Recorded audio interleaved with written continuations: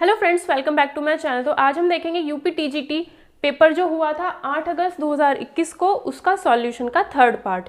इससे पहले 2 part already इसके आ चुके हैं, तो पहले जाकर के आप उन्हें चेक कर लेना, डिस्क्रिप्शन में उनके लिंक आपको मिल जाएंगे। आज है इसका थर्ड पार्ट, जिसमें हम कुछ और क्वेश्चंस देखेंगे। अगर आप यूपी टीजीटी का बैच ज्वाइन करना चाहते हो या फिर यूपी एलटी का बैच ज्वाइन करना चाहते हो तो सारी डिटेल्स आपको स्क्रीन पर मिल जाएंगी। आप ज्वाइन करना चाहते हो तो ज्वाइन कर सकते हो। इस क्वेश्चन को देखिए हम कैसे करते हैं। इसने कहा if vector A and vector B are the two vectors, हमारे पास 2 वेक्टर हैं, वेक्टर ए और vector B, then angle between, बिना सॉल्व किए क्वेश्चन हो सकता है, ठीक है। इसमें कुछ ऐसा है ही नहीं कि हमें इसमें पेन की ज़रूरत पड़े। 2 वेक्टर्स हैं हमारे पास, तो एंगल बताना है ए प्लस बी के बीच में, मतलब ए वेक्टर था बी वेक्टर था, अगर दोनों को ऐड कर दिया जाएगा तो एक नया वेक्टर बन के आएगा, vector A plus vector B. Then अगर दोनों का क्रॉस मल्टीप्लिकेशन निकाला जाए या फिर वेक्टर प्रोडक्ट अगर निकाला जाए, क्रॉस मल्टीप्लिकेशन नहीं कहेंगे, वेक्टर प्रोडक्ट, ठीक है। अगर दोनों वेक्टर्स का vector product vector A cross vector B हम निकाल लें तो हमें एंगल बताना है इसके और इसके बीच में। तो बेसिकली बात ये होती है कि अगर हमारे पास वेक्टर ए है वेक्टर बी है, उन दोनों को अगर हम ऐड करते हैं तो जो नया वेक्टर बनता है वो उसी प्लेन में बनेगा। मतलब वेक्टर ए ये है, वेक्टर बी ये है, अगर इन दोनों को आप ऐड करते हो, ऐड करने के बाद जो वेक्टर बनेगा वो इसी प्लेन में बनेगा। मतलब कहने का मतलब ये है, अगर इस बोर्ड पे एक लाइन बनाई वो वेक्टर ए है, दूसरी लाइन बनाई वो वेक्टर बी है, और दोनों को ऐड कर दिया जाए तो एक तीसरी लाइन बनेगी जो इसी बोर्ड के ऊपर ही बनाई जा सकती है, ठीक है। तो vector A plus vector B concept समझ लेना बस। ये जो वेक्टर होगा वो कहाँ होगा, उसी प्लेन में होगा। और जब हम vector A cross vector B बनाएंगे, ये हमेशा उस प्लेन के, मतलब वेक्टर ए ये है वेक्टर बी ये है, ठीक है। वेक्टर ए भी उसी प्लेन में था, बी भी उसी प्लेन में ही था। जैसे हम इनका क्रॉस प्रोडक्ट निकालेंगे या फिर वेक्टर प्रोडक्ट निकालेंगे, क्रॉस प्रोडक्ट कह सकते हैं, मल्टीप्लिकेशन नहीं। जैसे हम इसका क्रॉस प्रोडक्ट निकालेंगे तो इस प्लेन के यानी इस बोर्ड के परपेंडिकुलर वो वेक्टर मिलेगा। तो ये वाला वेक्टर कहाँ है, उसी प्लेन में, और जो ये वाला वेक्टर है वो कहाँ है, उसके परपेंडिकुलर। इसका मतलब क्या हुआ, दोनों वेक्टर्स के बीच में क्या होगा, 90 डिग्री का एंगल बनेगा। तो ये चीज़ आपको तभी, अगर इन दोनों के बारे में पता होगा बेसिक चीज़ें, तो इसमें पेन की ज़रूरत हमें पड़ेगी ही नहीं, बिना सॉल्व किए हम इस क्वेश्चन को कर सकते हैं। जो हमारा प्रैक्टिस बैच चलेगा उसमें ऐसी चीज़ें आपको बताई जाएंगी, बहुत सारी अलग अलग। नेक्स्ट क्वेश्चन देखते हैं। इसमें कहा है कि आपके पास एक सीक्वेंस है log x square by Y, log x cube by Y square. तो इसने पूछा है जीपी एपी एचपी क्या है, ठीक है, पूछा गया है जीपी क्या होती है, एपी क्या होती है, एचपी क्या होती है, वो चीज़ आपको पता होनी चाहिए, जो मैं यहाँ नहीं बताऊंगी, ठीक है। सिर्फ जो यहाँ पर कंसेप्ट लगेगा क्वेश्चन सॉल्व करने में वही मैं यहाँ पर सिखाऊंगी, क्योंकि वो सारी चीज़ें जब डिटेल में पढ़ते हैं तभी समझाई जा सकती हैं अच्छे से, वरना एक ही क्वेश्चन में पूरा टाइम निकल जाएगा।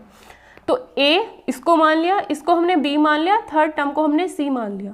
तो एपी की कंडीशन क्या होती है, अर्थमेटिक प्रोग्रेशन या फिर समांतर श्रेणी, इसकी जो कंडीशन होती है वो ये होती है कि जो बीच वाला नंबर होता है अगर उसका डबल कर दिया जाए, 3 नंबर अगर हमारे पास हैं तो बीच वाले का डबल कर दिया जाए तो साइड वाले यानी ए प्लस सी के बराबर आना चाहिए।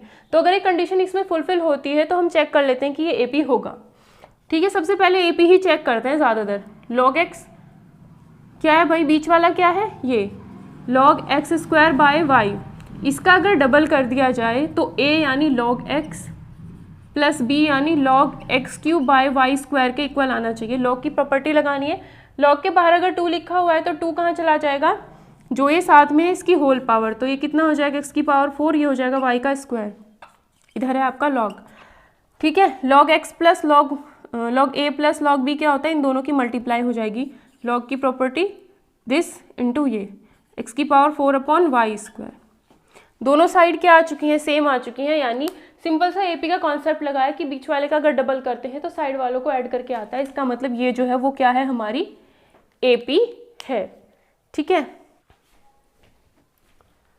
क्वेश्चन नंबर 3 देखते हैं, ये भी वेक्टर से ही रिलेटेड है। इसने कहा है A cap and B cap unit vectors हैं।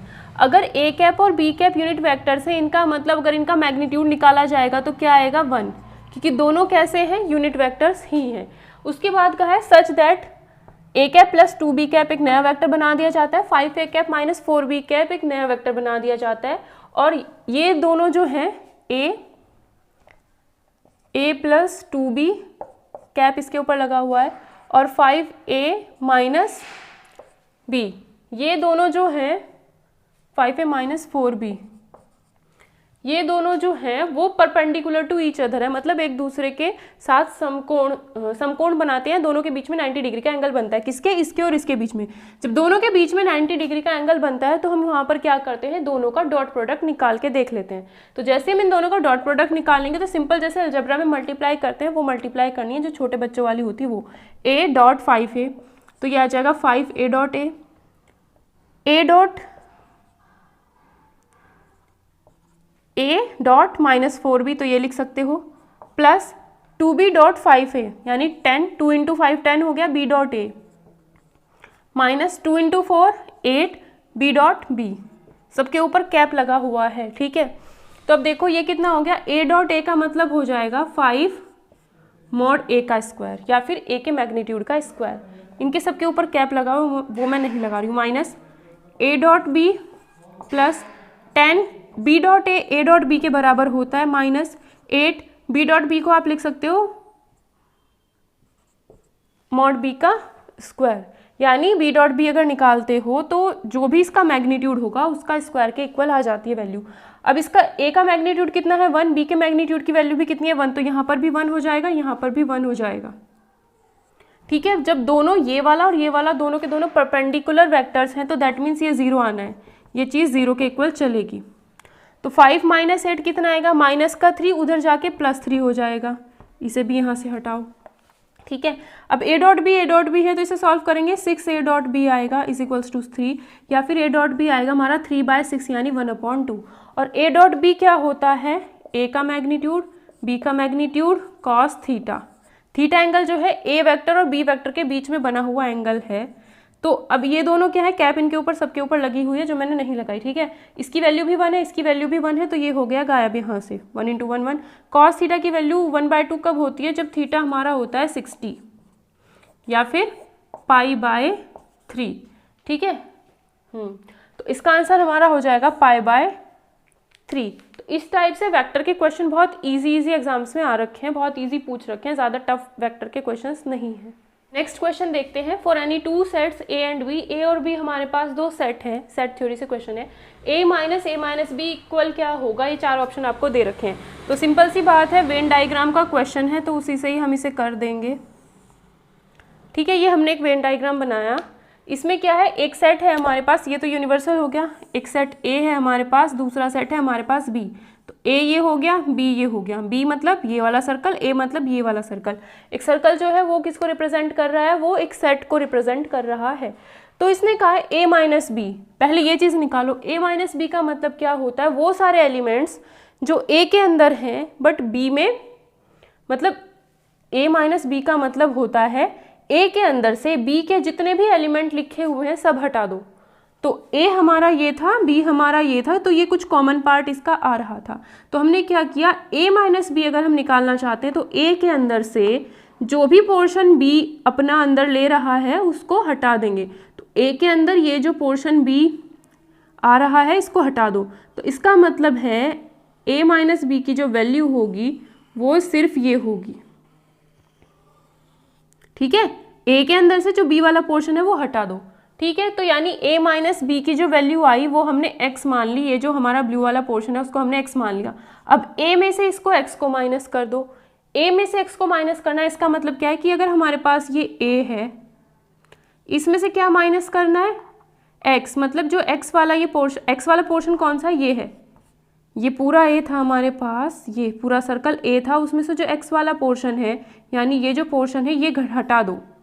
तो जब ये पूरे में से हटाओगे तो ये वाला पोर्शन बचेगा, है ना, ये वाला पोर्शन बचेगा, तो इसको हम कहेंगे ये क्या है, दोनों का कॉमन पोर्शन, जिसे हम कहते हैं a इंटरसेक्शन b। ये वाला जो पोर्शन है वो क्या है, दोनों का कॉमन पोर्शन यानी a इंटरसेक्शन b, इसका आंसर हो जाएगा। अगर कोई भी एग्जाम्पल उठा करके इसे करके देखोगे तो इसका आंसर b और ये दोनों फंसेगा, लेकिन अगर इससे करोगे तो सिर्फ आपको यही ऑप्शन मिलेगा, डायरेक्ट दिख जाएगा कि a इंटरसेक्शन b ये है। ठीक है, तो सारी चीज़ें पता होनी चाहिए तभी क्वेश्चन सॉल्व हो सकता है। इस क्वेश्चन देखते हैं, इसमें कहा है एक ट्राइंगल है ABC हमारे पास, जिसके अंदर अगर ये कंडीशन फुलफिल होती है तो इनमें से कौन सा ट्राइंगल वो बनेगा। आइसोसेलेस बनेगा तो अलग चीज़ है। ठीक है, इसमें 2 साइड्स इक्वल हो जाती है ट्राइंगल की। इक्विलेटरल में क्या होता है, सारी की सारी साइड्स जो होती हैं वो बराबर होती हैं। तो सबसे पहले अगर ये चीज़ कहीं दिखती है ना तो वही हम यूज़ करते हैं। इक्विलेटरल या फिर समबाहु त्रिभुज में क्या होता है, तीनों कोण बराबर होते हैं, तीनों भुजाएं, तीनों साइड्स भी बराबर होती हैं, ठीक है, समबाहु त्रिभुज में। तो हम यही चीज़ इसमें सेटिस्फाई करके देख लेते हैं कि ए बी सी की वैल्यू अगर हम 60 60 60 रख दें तो क्या ये कंडीशन सेटिस्फाई होती है। अगर हो गया तो यही ऑप्शन हमारा हो जाएगा। एग्जाम में सबसे पहले ऐसी ऐसी चीज़ें दिमाग में आनी चाहिए, ठीक है। तो a की वैल्यू अगर हम 60 रखें तो cos 60 is equals to sine 60, b की वैल्यू भी 60 और 2 इंटू साइन 60, ये भी 60 रख देते हैं। साइन cos 60 होता है √3/2, साइन 60 होता है हमारा cos 60 होता है 1/2, साइन 60 होता है √3/2 इंटू ये वाला 2, साइन 60 फिर से कितना हो जाएगा, ये तो सिंपल कट गया, साइन 60 से साइन 60 कट गया, ठीक है। तो ये कितना बचा, ये हमारा 1/2 होता है और ये कितना आ रहा है 1/2, तो दोनों साइड क्या आ रही हैं, बराबर आ रही हैं। इसका मतलब ये कौन सा होगा, इक्विलेटरल या फिर समबाहु त्रिभुज होगा।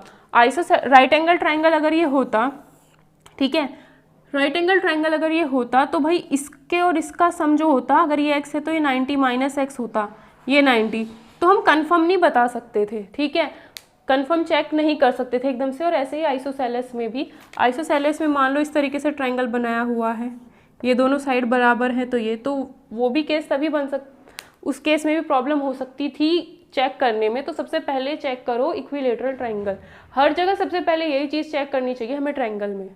वो क्वेश्चन के ऊपर डिपेंड करता है कि कैसा क्वेश्चन दे रखा हो, ठीक है, बट ये सीधा यही चेक करो तो हो जाएगा ये क्वेश्चन। तो इसलिए वही चीज़ हम चेक करते हैं सबसे पहले जिससे क्वेश्चन आसानी से हो जाए, क्योंकि आइसोसेलेस और राइट एंगल ट्राइंगल में हमें प्रॉब्लम हो जाती है वैसे भी चेक करने में, और उसी से ही हो गया तो वो आराम से उसी से ही हो जाएगा।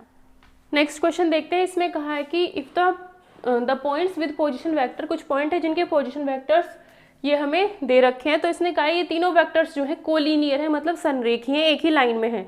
तो अगर 3 पॉइंट्स में मान लो, इसे अगर कोऑर्डिनेट ज्योमेट्री के हिसाब से करना चाहते हो कि 60 पहला पॉइंट आपका ये हो जाएगा आई जे के साथ जो लिखे हुए हैं, फिर दूसरा पॉइंट आपका हो जाएगा 40 - 8, तीसरा पॉइंट हो जाएगा a - 52, ठीक है। तो अगर इस तरीके से 3 पॉइंट्स हमारे पास हैं और तीनों पॉइंट एक ही लाइन में है, मतलब कोलिनियर है, संरेखीय है, तो इनसे बनने वाले ट्राइंगल का जो एरिया होगा वो 0 होगा, सिंपल सी बात। तो उसका फॉर्मूला क्या होता है, x1 y1 1, x2 y2 1, x3 y3 1, पहला पॉइंट, दूसरा पॉइंट, तीसरा पॉइंट, और इधर 1 1 1 इक्वल टू 0, ठीक है। सीधा ये चेक करना होता है। एरिया अगर हम निकालते हैं तो यहाँ पर 1/2 लिखा जाता है। अगर हमारे पास 3 पॉइंट है, इन तीनों पॉइंट से हमें अगर एरिया निकालना होता तो हम क्या करते, x1 y1 x2 y2 x3 y3 की वैल्यू रख देते, 1/2 करते तो एरिया निकल के आ जाता, ठीक है। तो 1/2 अगर ना भी रखो तो कोलिनियर की कंडीशन हमारे पास ये बनती है, बस यही इसमें रखनी है। 63 1, 40 - 8 second point, 40 - 8 1, a - 52 1, determinant find कर लो, इक्वल टू 0, a की वैल्यू आ जाएगी -40, करके देख लेते हैं पूरा। ये आएगा 60 - 8 + 52 - 3, 40 - a + 1, 40 into -52 + 8a equal to 0 आना चाहिए। तो ये कितना आएगा 44, 60 इंटू 44 -3 -120 प्लस का 3a प्लस 8a, ये हो जाएगा तो 11a हो जाएगा, प्लस ये आएगा आपका -4 दूनी 8, 4 पंजे 20, इतना, बस इतना हो गया, इक्वल टू 0। 11a इसको सॉल्व करोगे 6 चौक 24, 6 चौक 24, 25 26, यानी 26 40 आ जाएगा ये, ठीक है। इन दोनों को ऐड कर दो तो ये हो जाएगा आपका 2200, इसको हटाओ, ये हो गया 2200। 11a equal to this minus this कितना आएगा 440, और वो कहाँ आएगा इधर नेगेटिव साइन के साथ, a की वैल्यू आ जाएगी -40, तो वही हमें बताना था, -40 इसका आंसर आ जाएगा। 3 पॉइंट्स दे रखे हैं, अगर वेक्टर फॉर्म में भी दे रखे हैं डायरेक्ट 3 पॉइंट्स को ऐसे लिख सकते हो। तीनों अगर कोलिनियर हैं तो डायरेक्ट ये कंडीशन अप्लाई करो और वहाँ से इक्वल टू 0 रख के a की वैल्यू फाइंड कर सकते हैं, तो a की वैल्यू हमें ऐसे मिल जाएगी। नेक्स्ट क्वेश्चन देखते हैं। इसमें कहा है, इजी सा क्वेश्चन है, तो a ये दे रखा है, b मैट्रिक्स ये दे रखा है, दोनों की मल्टीप्लाई करनी है और इक्वल टू क्या वैल्यू आएगी वो फाइंड करनी है। सिंपल है ये, तो a b निकालना है, तो a मैट्रिक्स हमें ये दे रखा है, दूसरा मैट्रिक्स हमें ये दे रखा है 1 × 2 -2, तो ये 0 आ जाएगा। 1 × 6 -6 0, -2 + 2 0, -6 + 6 फिर से 0, तो यहाँ पर जो दोनों की मल्टीप्लाई करके बनता है ये वाला मैट्रिक्स बनेगा। ठीक है, इस तरह की वीडियोस आपको और भी मिलती रहेंगी जिसमें हम प्रीवियस ईयर क्वेश्चंस सॉल्व करते रहेंगे। पहले हम यूपी टीजीटी का कंप्लीट पेपर सॉल्व करेंगे, उसके बाद आगे के दूसरे एग्जाम्स पर या फिर दूसरे क्वेश्चंस पर हम फोकस करेंगे। अगर आपको वीडियो पसंद आती है तो प्लीज़ लाइक, शेयर और कमेंट करके ज़रूर बताना, और अगर आप चैनल पर पहली बार आए हैं तो प्लीज़ चैनल को सब्सक्राइब ज़रूर कर लेना ताकि जो भी वीडियो अपलोड होगी उसका नोटिफिकेशन आपको साथ के साथ मिलता रहे।